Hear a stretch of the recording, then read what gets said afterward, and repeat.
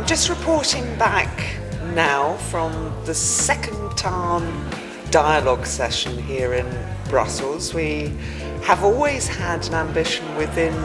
the TARN network not just to engage in simple academic research on the existence and the actions of European agencies, and not also just simply to look at policy matters and give policy advice. Instead, we've had a much deeper academic, pragmatic goal of bringing together practitioners and academics together within the research network in order to identify the very particular issues that bedevil agency action. We were hoping that we would learn more by allowing practitioners into our discussions at the very outset.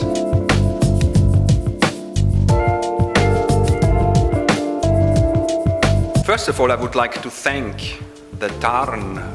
partnership and the research network for also doing research on agencies and the governance of agencies. That's very useful and very important for us from the agency perspective. What we see for the future is that our biggest strength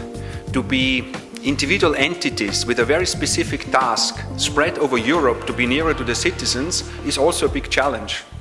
because we are relatively small and we have to unify us in a virtual way to collaborate on strategic issues, how we interact with the European institutions, but also on very practical issues like recruitment and procurement and IT collaboration. So the network of agencies really has a big task in making collaboration unlimited.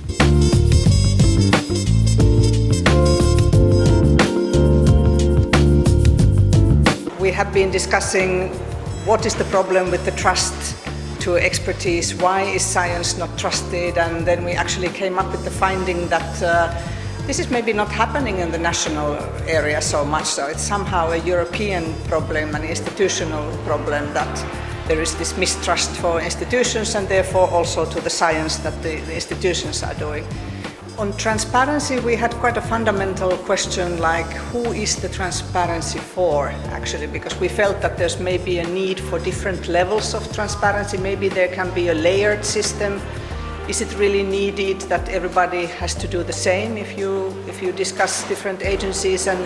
today we realized that especially the health-related agencies like Food Safety Authority, Medicines Agency, Chemicals Agency, we are much more looked at in the transparency aspect, and much more is expected from us than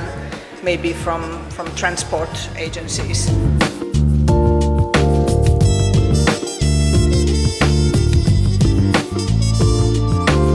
Today was a real success in terms of the really new problems that are now arising in the practice of agencies were articulated by practitioners and articulated in a way that has required us as academics to completely reformulate our research agendas, specifically I think in the areas of what are the performance criteria that we apply to agencies, in the areas of what is the form of accountability that we should be applying to new criteria of evaluation for agencies, in terms of